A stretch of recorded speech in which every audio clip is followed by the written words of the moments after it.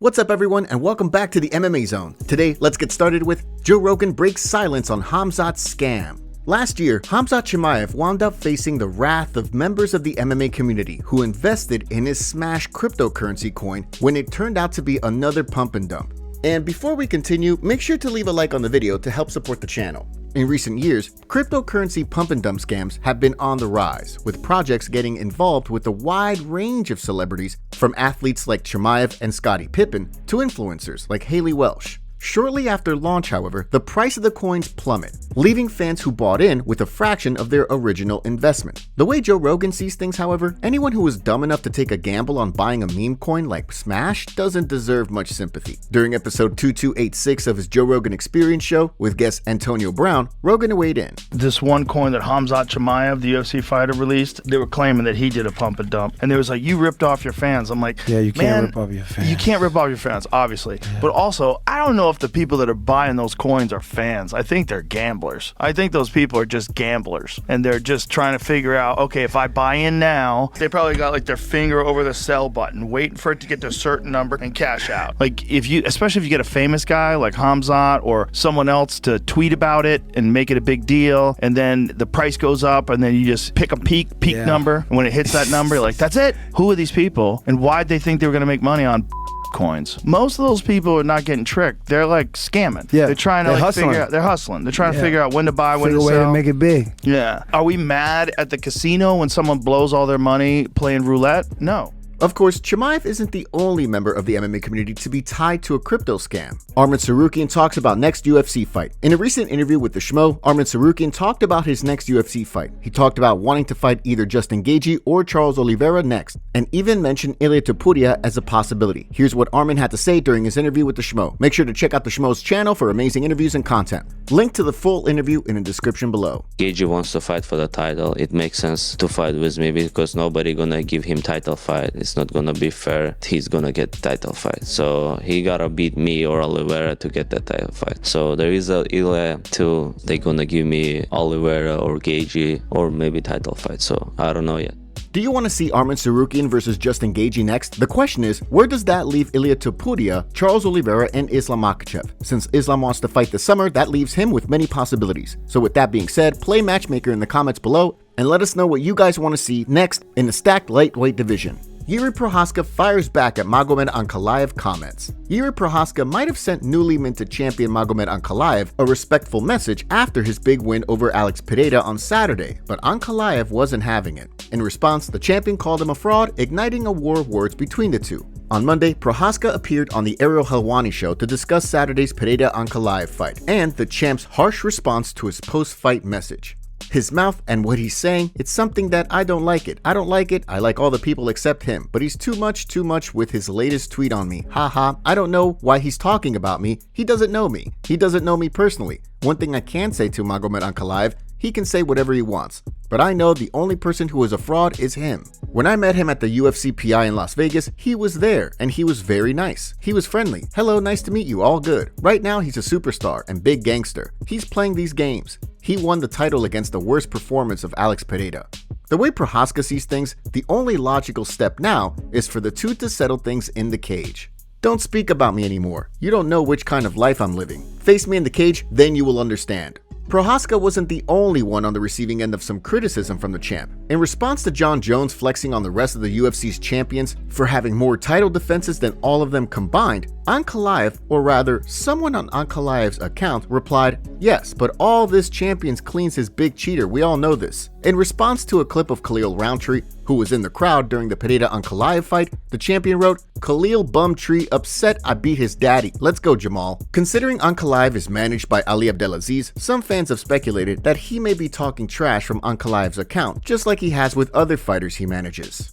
Magomed Ankalaev reveals Alex Pereira rematch is in the works. After his win on Saturday night at UFC 313, Magomed returned back to Dagestan and did some interviews with the journalists there. According to Magomed, the UFC is already talking to him about the rematch with Alex Pereira. He said this, Negotiations are already underway regarding a rematch. It's not yet known who will be next, but we agreed in advance if they want a rematch, then we are ready. Jamahal Hill also came out in a recent YouTube video and confirmed the rematch. Hill mentioned that when Alex Pereira fought Khalil Roundtree at UFC 307, the UFC informed Hill that if Khalil won, they were going to do an immediate rematch. It's also important to note that Magomed wants the rematch to happen in Abu Dhabi, so we could see the rematch sometime after UFC 317, which means we would potentially have to wait until August or longer for this rematch. Speaking of Alex Pereira, Jamahal Hill went off on Pereira's ex-girlfriend for her comments towards him after the fight. This is what Hill had to say, but before we play the clip, make sure to check out Jamahal Hill's YouTube channel for the full video and more amazing content. Caught the video, a lot of people has already seen it, of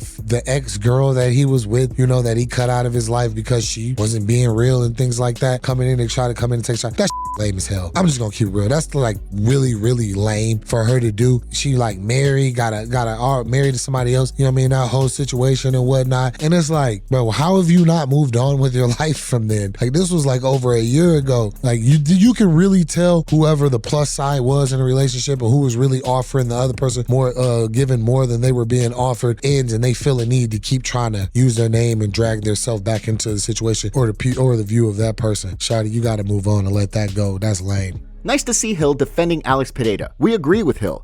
That video was lame for celebrating Alex Pereira's loss, all because he doesn't want to be with you. Even Conor McGregor went off on Alex Pereira's ex for her comments, writing, "Fugly wash your box. Paddy Pimblett reveals plan after winning UFC title. On the UFC 314 Volkanovski Lopes card, Paddy the Baddie will have a chance to cement his place in the top 10 at 155 pounds when he faces off with number 7 ranked Michael Chandler. After making his debut on the lightweight rankings, Pimblett's currently ranked 12th ahead of his fight with Chandler at the Kisea Center next month. Despite having a ways to go before inserting himself into the title picture, the Baddie's already planning for his title reign. During an interview with Shaq MMA, Pimblett even said that his first title defense could be against Conor McGregor in Anfield Stadium, the home of Liverpool FC. My plan is to fight a top 5 opponent, then fight for the belt, and my first title defense could be Conor McGregor at Anfield. That would be perfect. I like that because that's where the money is, me and Conor at Anfield." During the interview, Pimblett also took aim at Ilia Topuria for vacating the featherweight belt and moving up because of the brutal weight cut to 145. Considering the bad blood between these two and El Matador's previous comments about Pimblett being fat, the Baddie made sure to fire off some scathing shots at the lightweight division's newest contender. I was thinking, wow, you're stupid. Why you've moved up to this division? He's tiny. He's like 5'5", 5'6". I don't understand.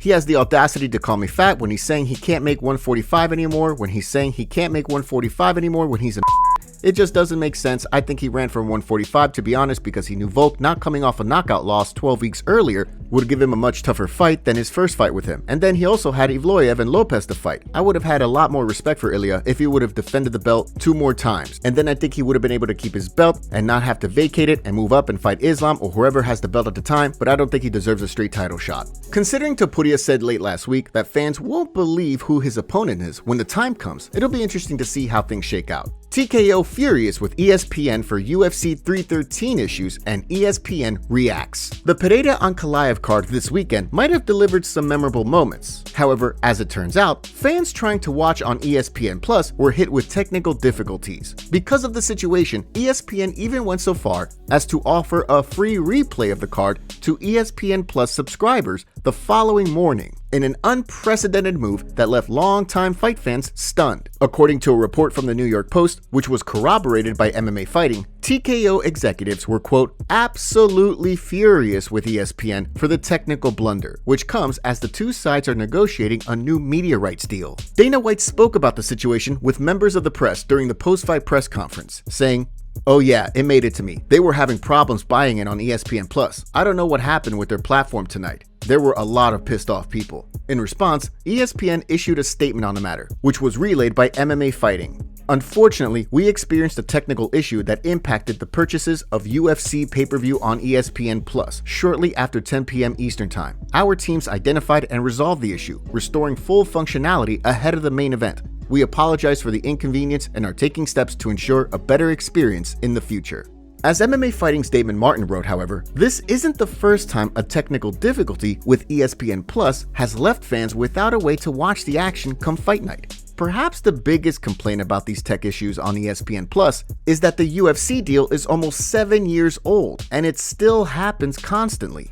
This isn't a one-time problem. Considering ESPN and the UFC are in the middle of negotiations, and plenty of other providers like Netflix and Amazon are trying to get into the mix, it'll be interesting to see if this weekend's technical difficulties wind up coming back to bite ESPN in negotiations. Alexander Volkanovski talks about Diego Lopes fight. Following Saturday's Pereira Ankalaev card, Alexander Volkanovski and Diego Lopes will be front and center for the next pay-per-view card come April 12th. The fight will see Volk look to snap a 2-fight skid while reclaiming the title. On the flip side, Lopes will look to get his hands on UFC gold while making it 6 in a row. Ahead of their title fight, there's been tons of talk regarding the curse of fighters 35 and up, who have collectively struggled in title fights when competing at or below 170 pounds. The way Alexander Volkanovski sees things, however, when he and Lopes collide, the streaking contender will quickly realize that Volk is unlike any opponent he's faced before. During a video for he and Izzy's Engage Fightwear brand, Volk revealed that he thinks he can beat Lopes regardless of where the fight takes place. I think I can beat Diego everywhere. He's dangerous. He's going to be dangerous everywhere, so I need to sharpen up everything, right? Even if I want to go the wrestling route or grappling route, I think I dominate there anyway. Everyone knows him for his jiu-jitsu, but trust me, I ain't worried if it goes there.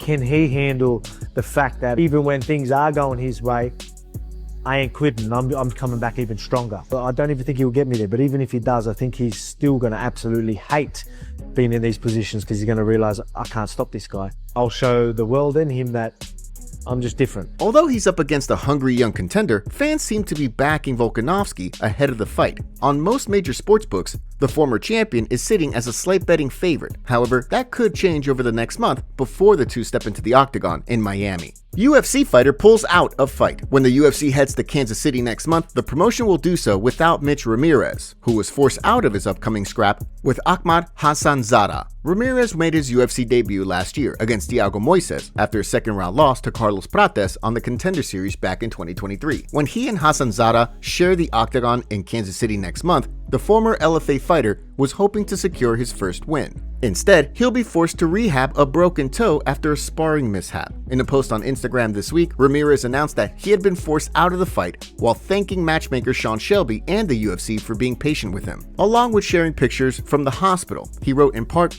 "Last Saturday, I threw a front kick sparring and clipped an elbow. It caused a severe break in one of my toes and displaced the bone. After meeting with multiple specialists and trying to figure a way through, I was told surgery was the only way to reconnect the bones and ensure proper healing. Unfortunately, I had to pull my fight. Surgery is done and it went well. I'll be back on the mat in about a month and looking to rebook ASAP. Thank you, Sean Shelby UFC, for being patient with me throughout all the setbacks over the last year. I'm more committed to this than ever. Expect one hell of a fight when I get back in there. Until then, we keep finding ways to improve." So far, no word on how long he'll be sidelined, or what the UFC plans to do with his opponent. However, given how much time there is before the Kansas City card, look for the UFC to find Hassanzada a replacement opponent. BJ Penn posts concerning footage on social media. Over the past few years, BJ Penn has been in headlines for a number of scandals. From DUI arrests to domestic disturbances, the headlines surrounding Penn as of late haven't exactly built on his legacy as one of the greatest fighters in UFC history. Fight fans may remember that Penn recently accused Georges St. Pierre of getting someone to wear a skin-tight mask and pose as him during tests and weigh-ins leading up to their rematch in 2009 so that GSP could use PEDs. This week, Penn posted a video on Instagram that left fans concerned. In it, he alleged that the government took out both his mom and one of his brothers and replaced his 79-year-old mom, Lorraine Shin, with another woman, Lorraine Abili. What's up, Paul? Huh? You. You what? You can only do this because you get the government behind you. You like get crazy. You. This lady right here, look at her legs. She's acting like my 79-year-old mother, but she's not my 79-year-old mother. And it's interesting when you Google Lorraine Abele, our house pops up because this lady acts like Lorraine Inouye. So you Google Lorraine Abele and this house pops up, and then you look him and then my mom's name starts popping up. She's trying to steal everything. This is not my mother. And I'm putting this up because she's saying that she's gonna get an attorney and try to do something. She's trying to throw me out, and if I attack her, she'll try to do something, TRO or something else, but she's... Along with the video, Penn wrote, "Like and share. I need lawyers and I need police, but if police and I need to defend myself." He then followed it up, reposting the same video along with the caption, "Hi-lo police, this lady is not Lorraine Shin. She is our Penn family house right now." The situation has left the MMA community concerned, with fans hoping someone close to the former champion can step in and get him the help he needs.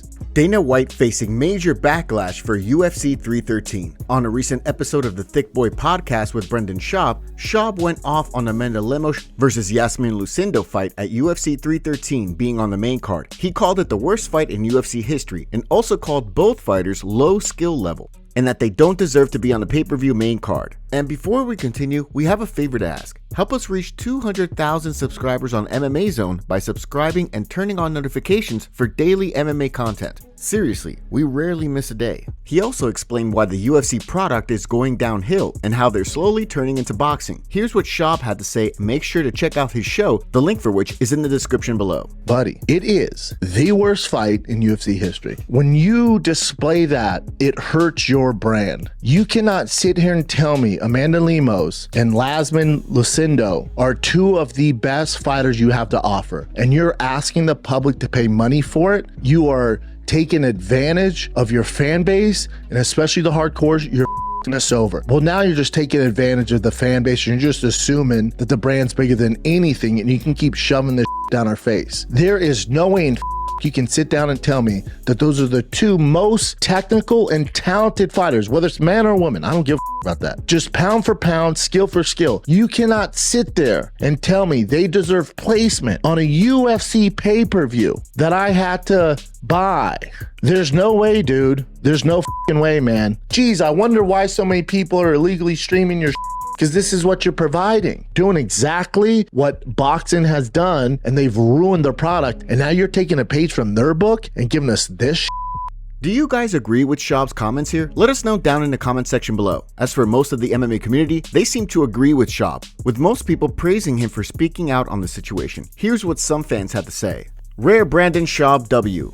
Brandon Schaub is a man of the people. My thoughts exactly. Fighters pulled out of fights, no good replacements, and then people couldn't even view the fights because of ESPN Plus's up. I know that the UFC I love and have always been a huge fan of is better than this. Something not right when Brandon Schaub is making a good point, lol. Man, this Brendan guy is speaking facts. I'm sure there's going to be a lot of people shilling for the UFC here, but Brendan is 100% right. I personally refuse to give these fights my viewership, and I changed the channel till the next fight comes on.